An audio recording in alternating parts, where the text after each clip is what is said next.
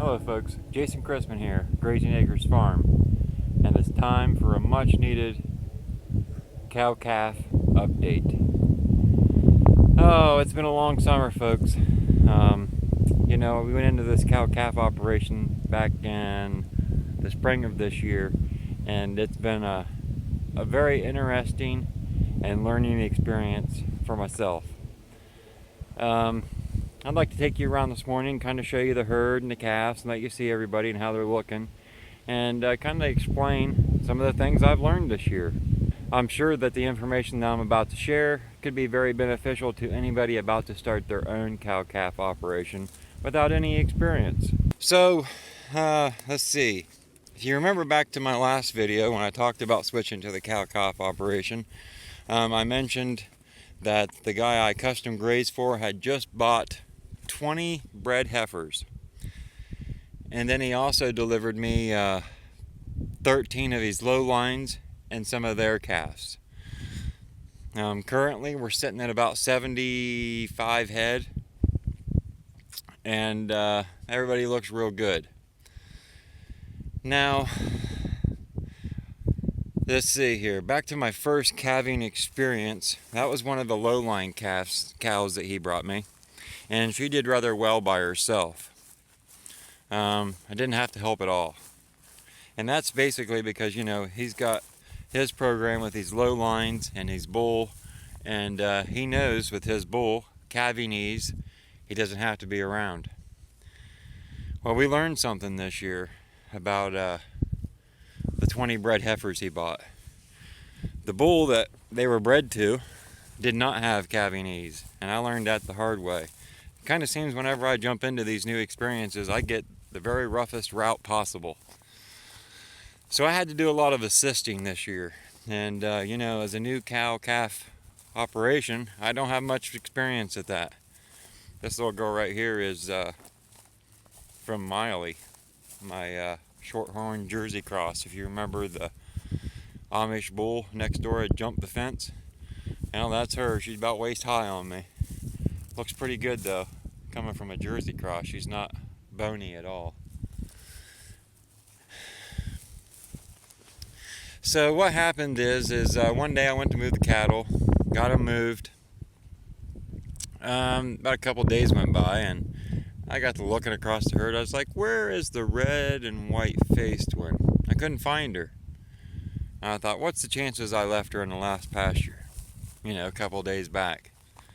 So I go back to look, and this particular pasture's 25 acres, and it's got a couple small wooded areas in it. It's very hilly and valley, so you can't really stand in one place and see across the whole pasture. It's actually, if you look right through the trees there and you can see that hill, that's where we were, and that's a pretty big pasture, like I say.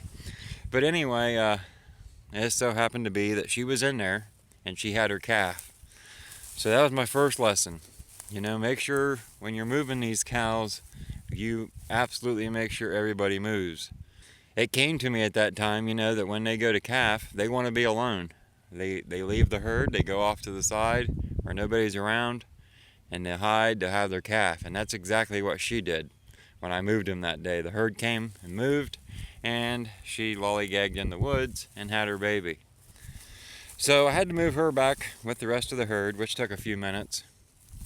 And then not long after that, it was like every day or every other day for a good couple of weeks of calves. And that's when the assisting came in. Number 24 in here, got a white tag. Came up one morning to move the herd, and ooh, looky there. And here she was having great difficulties. So I got me a rope, and I waited for the old girl to get just tuckered out on her own, because she didn't want me to get very close to her. They're new cattle to this farm. They don't know me. I understand that. So I hung around for a couple hours. She'd lay down, she'd have some contractions, she'd push, and then she would get up and move. And she did that for a good 2 hours. And then finally she got to where she couldn't hardly stand up because the calf was, in her rear hips. It's causing her legs not to work very well. So that was my point to move in. I got me a small rope and I hooked to the feet, and as she contracted, I pulled. Worked very well, and I learned a lot from it. Calves from this Hereford bull, huge.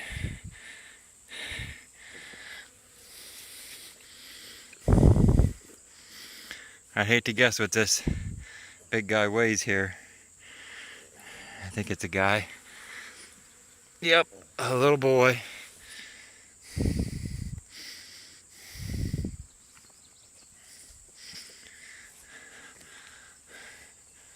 You did a good job, Mama.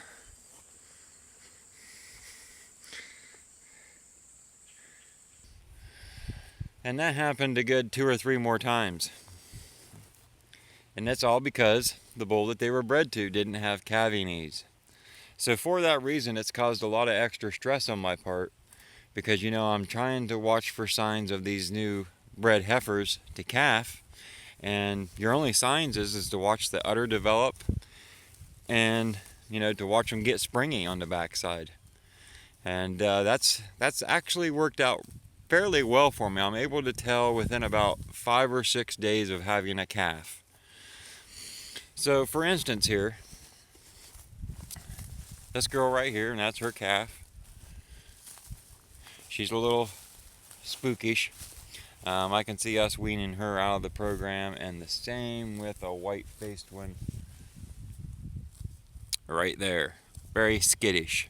So I can see us weaning those two out of the program, but everybody else in here is very, very calm. Right here's the red and white-faced girl that went off on her own, had the calf, and I left her behind. Huh, honey? Left you behind, didn't I? You did a good job. Yeah, she did a good job. And right here, that's one of our most recent calves. And the white-faced Hereford looking one is the most recent calf. It was born last week. So we've still got 7 more calves to be born. Let's see, not this white-faced one, but the one behind her, that's her mom. Or his mom. A little bull calf there, and a little heifer calf here, and a little heifer calf here. This one here is actually the one that got left behind with her mom. So it's been very, very interesting, and I've learned a lot from each calf and tried to incorporate what I learned. Right there's her mom, or his mom.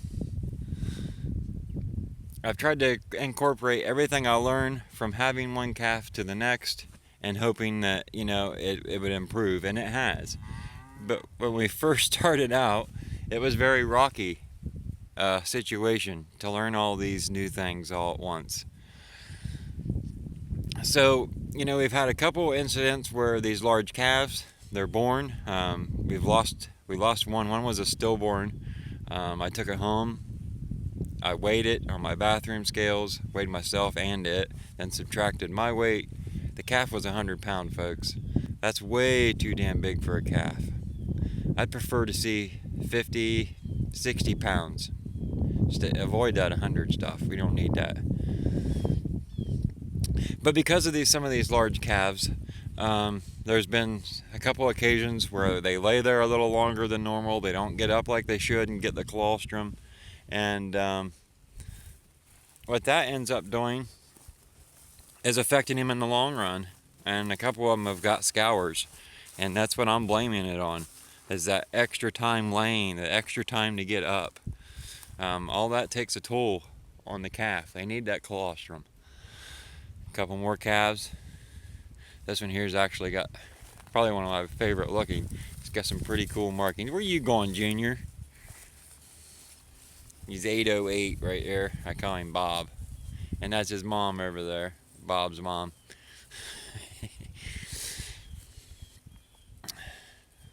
So yeah, a couple of them have got scours, and then a few days later died. As soon as I've noticed the signs of the scours, we try to avoid any medication if possible.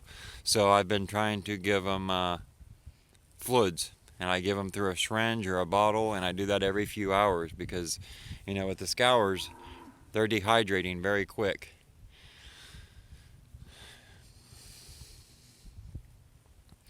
So, you got this calving situation with the big calves.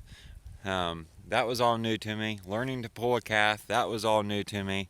I have tagged a couple of my own calves, but to come up with a tagging system of my own, that was all new. The owner said, it's all up to you how you want to run this. You do things how you want, how it's easy for you to track, and that's what I'm trying to do here. So what I've been doing is for the bull calves, I mark their left ear, and for the heifer calves, they get tagged in the right ear. And that makes it very easy for me to look at that one and say he's a bull calf, he's a bull calf, heifer calf. And at the same time, I don't know that I'll have any stand still long enough, but so I can get a shot. But I also put in the big numbers, 808, that's his number, and then off to the side, it's got his mom's number. That way I'm able to look at him and say, okay, I know who your mom is. That's worked rather well.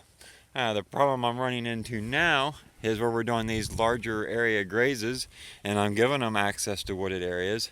They're starting to rub on trees. And when they start to rub on trees, what happens? They rip off their ear tags, like this one. This one's one that lost her baby, 2 scours. So, I'm fortunate in that way that, I don't have to relate a number back to her. But at the same time, in the future, how will I track her? Do I still continue to use her 5272, which is how I know her? Or is she just the white face with black eyes? I don't know. That's all new to me still, and I still have to work through that. So about, let's see, heifer calf. Pretty easy, huh? Now this one here is the Lowlines calf from the 13 cows that was brought here. This is actually the very first calf that I didn't have to assist with right here. And being brand new to calves and cow operations, I didn't feel comfortable moving right in and tagging it, so it's still not tagged. But we have a number reserved. That's 801 right there. So at this point, we still have 7 more, right, girls? 7 more calves to drop. Not all of them are showing signs like I'd like to see, but it is what it is, and I've got to work with it and make things work the best that I can. So since most of these girls have already calved, we've brought in our bull, and he's now breeding, and I've been trying to keep track of all that information, which I'll share in another video. But let me see if I can locate Mr. Fluffy and give you a look over at him. I'm going to say he's probably down here hiding behind the trees. It's been a pretty fun experience overall, folks. I've learned a lot, and if I can incorporate all this stuff that I've learned in the next year, it ought to get easier.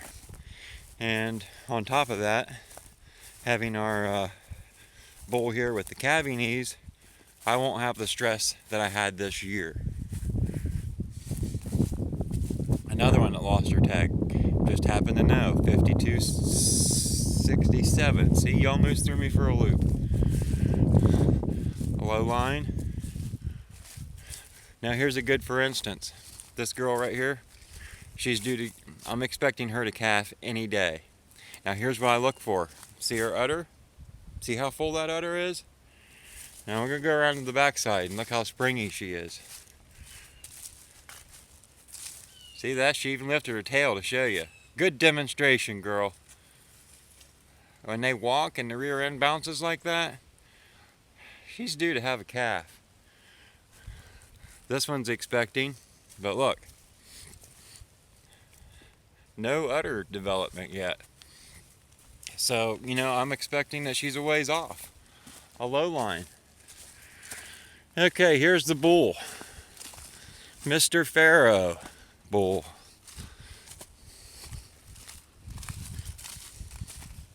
Very calm old boy. Big old dude. He's pretty calm. Aren't you, boy? Don't be camera shy.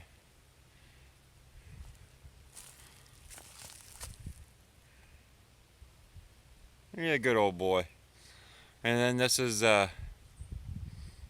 my girl that I traded for last year. I traded my horn cow for, and she's also Pharaoh. So you can see he's very thick, not real long-legged. Like I mentioned, he's a Pharaoh bull, so it takes very little input for him to maintain himself. That's what we like. We also like the fact that he's got calving knees. The cows, once they're bred with him, will drop calves right around 55, 60 pounds. Here comes a low line. Now that things are starting to slow down on the farm, I hope to be able to concentrate on some YouTube videos a little bit more for the farm page.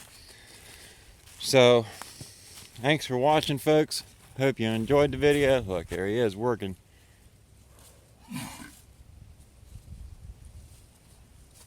Hard at work, doing his job. So folks, hope you like this video, and if so, you'll throw it a thumbs up. If you haven't subscribed, please take time to do so, and make sure you click on the little bell so that you get notified when I release new videos. Thanks for watching Grazing Acres Farm.